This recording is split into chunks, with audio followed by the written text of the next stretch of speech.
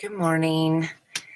I have a sick wee one, but I've got to dump tabs, so I'm going to try to do this in maybe sort of a rapid fire way because my computer is getting so slow and I'm not capable of continuing my searching until I dump these tabs off. And some of these tabs I wanted to share. So if you remember, I had mentioned I came across I figured out the right words here. So I've mentioned to you that when I was learning about what genetic thing that markers that I have that make me unique, I had learned about an old study that they had done where they were watching children born with Ehlers-Danlos and watching them progress throughout their lives based off of trauma or physical and non-physical. And then I couldn't find the paper anymore. And through all of my searches, I finally have come across more of examples of this. So just to kind of really push the idea here that, and I have a spinny wheel of death. Okay. Push the idea that they have been researching this. These are newer. The one I was reading was when it was taking place. So it was from back in the 80s and 90s, the study that I read. So now you can clearly, because I started looking into the thing I have in, let's see, I think I figured it out, probably around 2000, probably around that couple years before COVID. So 2017, so roughly that. So, it's just starting to come out real easy. Okay, something's going on. So my computer's really slow. So now it's like not loading. Anyway, so let me get on to this. Okay, wasted too much time blabbering. All right, I said I'd do it fast and then look at me. Okay. So here's some childhood articles for, it's scholarly articles for childhood life events, immune activation, and the development of mood and anxiety disorders. So this is exactly what I was learning about. The experience of childhood life events is associated with higher vulnerability to developing psychiatric disorders. That was one of the pages. And this doesn't want to load, so I'm going to come back to it. We'll see if this one does.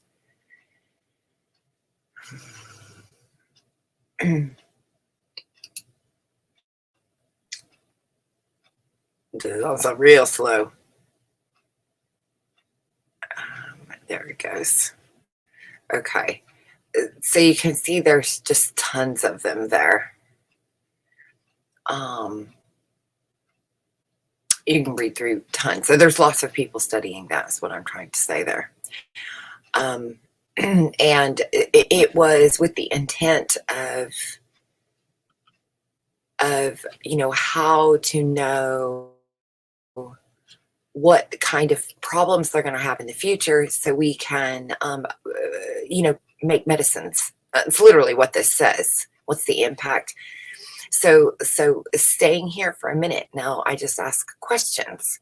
Now, if I already know, and I was there, there were tabs about the patterns of crises also coming along with. So when we have patterns of crises around the world, such as war, whatever the crisis might be, famine, we end up with a pattern of an illness that hits everybody kind of globally or in large groups. And you can see this throughout history, the same pattern. And that got me thinking that clearly must be linked. And I'm not even a smart person, and I thought of this. So you know that those that are smart and have lots of degrees on the wall would have also noticed this pattern, you'd think. So if that's the case, then again, I feel like that puts another check mark in the debate of whether or not, COVID was an intentional weapon. a virus that was let loose or accidentally or on purpose or baked in a pie, a bat pie, I don't care, but wherever it came from, it was designed in a lab. No one disputes that, right? It didn't come out of the bat, right? That's what they first started to tell us. But these are designed in labs. Everyone knows that now. So if I design it in a lab, that means that I understand its makeup. That also goes down into Fauci territory. I am, and the AIDS, and 1984, what we broke down Epstein-Barr virus. This sits all nice and pretty up there in the Netherlands or wherever that is over there, that they have, Sweden, another little pocket of people that they're just letting live their lives, and then they're monitoring how their alters in their DNA. How, is this town even, you always hear these things, you're like, oh, it's such a nice place to live. And then you read stuff like this, think that they're a freaking petri dish. They're an experimental lab rat right there. They kept you there. They have great health care. Why do they have great health care? Because they're studying you. So you don't know. But anyway, if we have something that's let loose and I know its makeup, that means I can monitor it a lot better. Obviously, I'm controlling the conditions. I'm not just a free-for-all here. I've got control of this virus, and I know its makeup, and I can watch how it mutates or transitions or,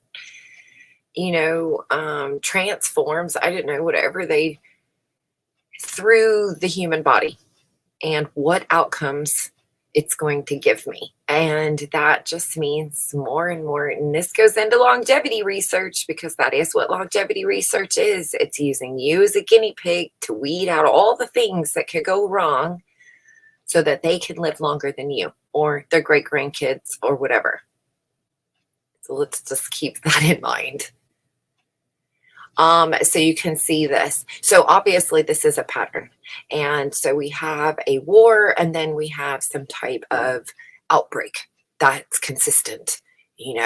We have cholera during this. We have whatever, what was the one that was being spread through the blankets with the natives, which just is another interesting thing. So I'm listening to Little House on the Prairie audiobook with Wee One. Right. The lady that we like a lot, she just read through the whole book. So we have, 3 hours of the book here. And so we've been throwing that on and listening to that. And they were talking about the way the natives, well, they called them Indians in the book. And that's what they were when I was little. And they didn't seem to mind to be called Indians. So I don't know what year that happened, where we were suddenly offended.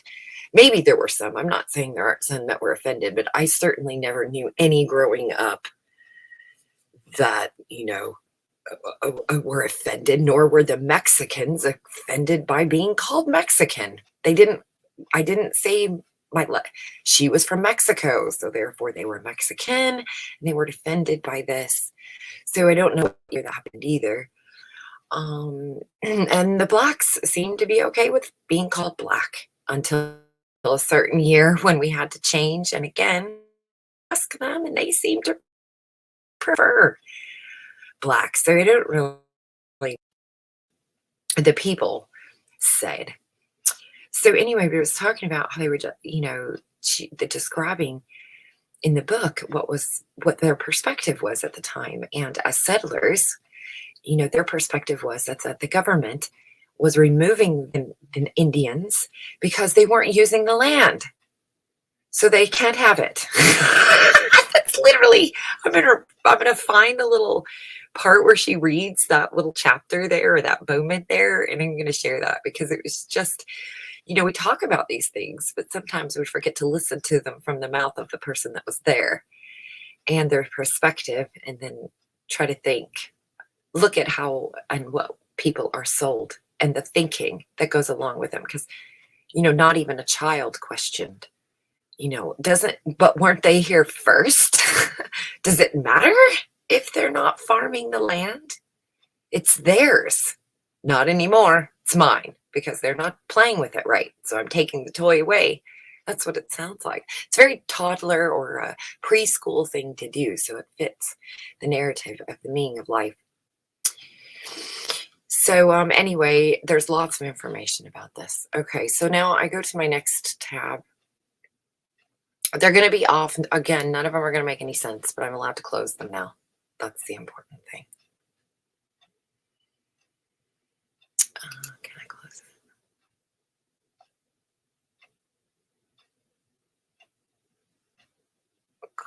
Close. Okay. So now I'm over here at the Greek gods because I have been talking lately about the Four Ages of Man by Ovid.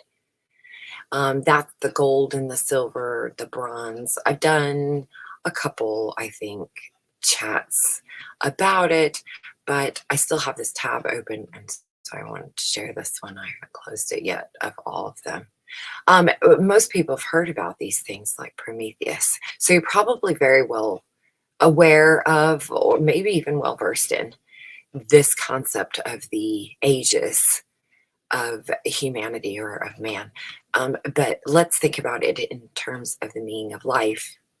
And so the synopsis goes, the golden age, which is first the golden age where people lived in peace and harmony with her.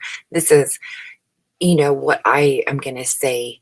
It depends on how we're stating this. Or I don't consider the fetal stage as a physical stage. So it's not a stage of man. A fetal death and decay, there's 12 stages to a human life.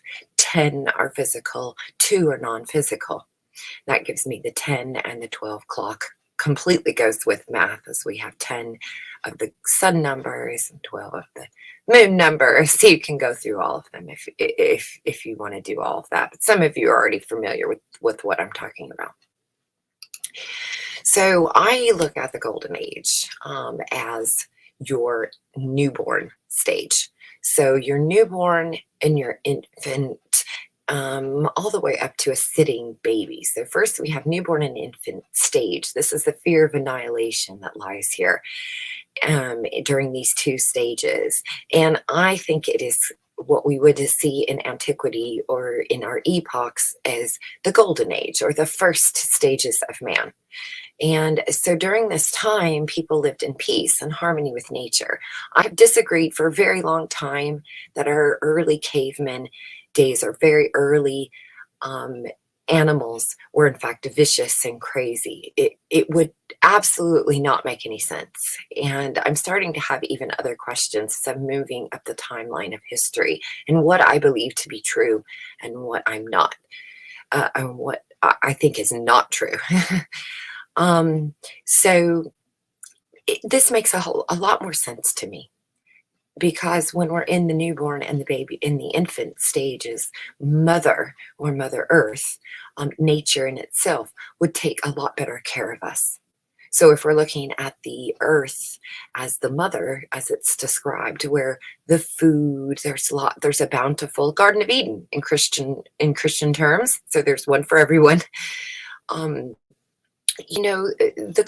took care of you through the Garden of Eden, through the earth. So you would have had a peace and harmony. There would have been a balance, a very Biodomesque balance there. There was no evil, no fear, and no punishment, no greed, and no mistrust. So notice that even this allows for hierarchy. So it still even allows for, say, when you're looking at animals and how they do, where you might have one, the strongest, as the leader, but the group trusts each other. The group is not, greedy. The group takes turns. Everyone gets to eat. No one's getting pushed off of a cliff like in, The Lion King. And no fear. We're just talking about the basic ideas. Okay, baby doesn't know to fear anything. It just knows nobody's greedy. No one's taking more from it. Do you see what I'm saying? There's no punishment. Mommy, I cry. Mommy nurses me. And of course, there's always an exception. Okay, we're talking about an overall collective. All right, so we're not talking about a mother that didn't take care of an animal. That happens everywhere. But we're talking an overall collective. There was no evil. There was no fear. There was no punishment, no greed, no mistrust. We're talking about the Garden of Eden or a baby in its mother's arms. And the earth itself provided everything these wandering creatures needed. And it is said that there was a time of external spring. And that just makes me think, again, of a nursing, of the land of milk and honey, where the milk flowed free. And that is exactly what happens when you nurse a baby. Where fruits grew without seeds planted, fields were covered with heavy bearded wheat without being plowed. Rivers flowed milk and nectar instead of water and trees. Do you see what I'm saying? Milk and nectar. Colostrum being, so you have the breast milk, and in those very early stages, you have colostrum, which is a thicker, and not only that, let's think of nectar is sweet, breast milk is sweet. And I think that's why we have these terms connected. So the golden age in the meaning of life is, in fact, the infant and newborn stages. It is described as a paradise on earth, where earth itself and all the people remain intact in every possible aspect. That is what it would be like to be a newborn baby. This is what you would describe if a baby could explain its environment. This is what it would describe. So then we get into the Silver Age being the next two stages. That is baby and a baby stage. And Bronze Age is going to go into our toddling stage. So we're talking about a baby age, baby, Silver Age. Again, I'm going to use references here to show that those two things are on point. Meaning of life is in order. Is that we have references to like a silver rattle. That's a baby grabbing, holding things, shaking things. That is a baby, not a newborn. Newborns don't do that. Babies do that. In the Bronze Age, we bronze baby shoes. Again, I'm not saying that we bronzed them because we knew this. I'm saying that unconsciously we bronzed them because we knew this. It was an easy metal. And of course, it would have been an easy metal back then, therefore making it easy. It's also conductive. Copper has to come. Oh. My smoke alarm is going off. What do? I stay tuned for part 2. I won't redo this one. Oh wait, it turned off. Okay. We got a fire going. Okay. And the fireplace, obviously. Tony's burning down the house. Okay. I'm done. Okay, so in the Silver Age, we have, we also get terms like born with a silver spoon in their mouth. And that's because this is the age that they're starting to be fed. Okay, so you can see why silver fits real pretty. It's just beautiful. So now let's think of a baby. Let's imagine a baby. A baby is one that can scoot either on their tummy. They can now roll over. They can get somewhere. They're somewhat mobile. They're sitting. They can lean over, but yet they're not up. They're not erect yet. Okay, that doesn't come yet. They would be in a third dimensional being because the golden age taking up 2 dimensions and then this one going into a third, right? Bronze being representation of a fourth dimension or time, a movement. So the silver age is being right here. So think of pyramids, think of blocks, think of pushing things, the creation of the wheel, as a baby learns to just instinctually push whatever it is, a stuffed animal. That is not something that they learn by looking at cars outside. Instinctually, babies push things, they pull things. So the invention of the wheel, the invention of, agriculture, all of these things make a lot of sense coming right around here. So we'll describe this one and think of it in baby terms. The Golden Age ended with Zeus defeating Cronus and sent him to Tartarus along with other Titans. It was the time where Silver Age prevailed and when Zeus broke the eternal spring into 3 different periods. So now we have seasons. Spring, summer, winter, and paradise was broken. So let's just think about this sentence right here. Because this, before that, remember, a baby's very close. The baby does not feel separate from mother. So it would have no idea if it's hot outside, it's cold outside, it's windy outside, because it wouldn't feel it. It would be completely covered by mother. But it's starting to get bigger now, and mom can't completely cover the baby. So the baby recognizes seasons. And therefore, in the Silver Age, we have an understanding of seasons, because just like a baby would have an understanding of seasons, micro, macro.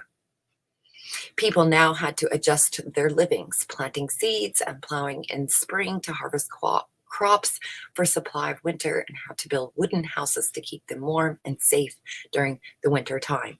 And now think about that, because what do babies start to do? They start to build things. They're playing with blocks, they're stacking things, and they're scooping things with their hands like plowing. They're pushing things with their hands like digging and planting. And so if you ever sat a baby in a sandbox, you'll see these things happen instinctually. And so micro, macro, the Silver Age represented the baby stage. Now, the Bronze Age takes us to where we start to become mobile. So we have, think bronze baby shoes here. Next was the Bronze Age, where people became warlike and inclined to arms. So they start attacking each other. Think about this, right? But as it said next, they did not commit any crimes against the gods. They're not committing crimes. These babies are just pulling hair. They're just pulling things off the table. They're just pushing you. They're biting you. They don't mean to do it. They don't even know why they're doing it, but they're doing it. It is pretty similar to Hesiod's version of the Bronze Age, where people worshipped the destructive works of Ares, and eventually destroyed themselves by killing each other. It is true that the Ovid's Bronze Age lacks details, but other words, it could be described as plain and simple. And so you can go and learn about these little things, as I've done, because I believe this is the meaning of life. So during this stage, think of what a baby is doing. Again, the activities of a baby. They're scratching, they're pulling hair, they're biting. This is exactly where they, if you're breastfeeding, they're going to start biting you. This is not a sin against God. They're not. That's why it says there, it's not crimes against God. The baby is not meaning. It's not doing it with intent. Ooh, I hate you, mom. And then they bite you in the boob. They don't know why they're biting you. In fact, they're just as shocked at the sound you let out when you go, ow, and you look at them like, you little shit, you bit me. That shocks them to release and let go. And so then the baby learns, oh, it's not nice to bite mommy, because if I bite her, she takes away my milk and honey. Because the smart thing to do to a nursing baby that is practicing teething or biting is to remove it altogether. You punish them in that way, but they're not sinning against you. They don't know what they're doing. They're learning. No mother lets their baby continue to bite them. And even before they have teeth, the gums, when bit down hard as they're teething, are definitely painful. And so regardless of anything, you let yelp, and you let ow, and you pull away from the baby, and you give them this look of disgust, this look of shock. I can't believe you just did that to me. And so I see the Bronze Age as having that behavior. The Iron Age. And now we reach into the walking, toddling, official toddling. We are now moving Iron Age. Okay. We have got shoes, and now we're taking over the house. And finally, the last was the Iron Age, where all things went wrong, according to Ovid. It is said that this is the time when malignant great evil prevailed, where people became corrupt and selfish. Modesty, truth, and faith are gone, replaced by deceits, frauds, violence, and lust for personal gain. The path of an individual human being became unknown and without any true purpose. Even the relations within a family became fragile or worse. It is a time of great mistrust between human beings. The earth itself is no longer intact. Wealth is being dug up from the earth by humans. I dropped something. Human beings who are overcome by greed and stockpiled for personal gain. Gold and iron ore, in particular, the seeds of envy and hate and consequently war are planted. There is no help for humankind anymore. 1, 2, 3, 4. I am a fully fourth dimensional time being. And that means that I have mobile. I've become mobile. Now, any preschool teacher or parent who's had to drop their kid off at a daycare center that spent any more time looking around that toddling room than picking up. So if you just sat there and watched these kids in normal day-to-day behavior, you would in fact see them take each other's toys, push each other down, bite each other. This is not mommy's boob they're biting. This is each other they're biting. They're clawing. There is no, it's great evil. And people become selfish and corrupt. Now, there is actually a poem that most parents and teachers know called the Toddler Rules or Laws. I did a video on it if I can ever find my disc thingy, but the toddler laws go something like this. You can go Google it. It says, if it's mine, it's still mine. If you have it and I have one like it, it's mine. If I want it and you have it, it's mine. It's an it's mine world. The poem is a lot better than it's a lot worded. I can't quote it.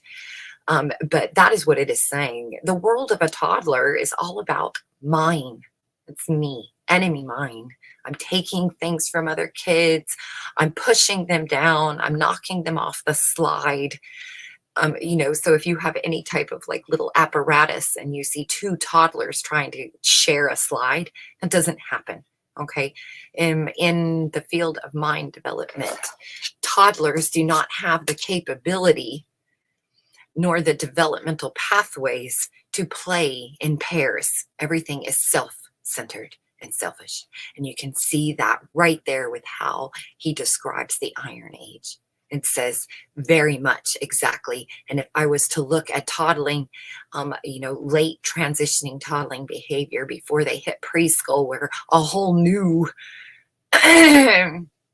set of things are coming in.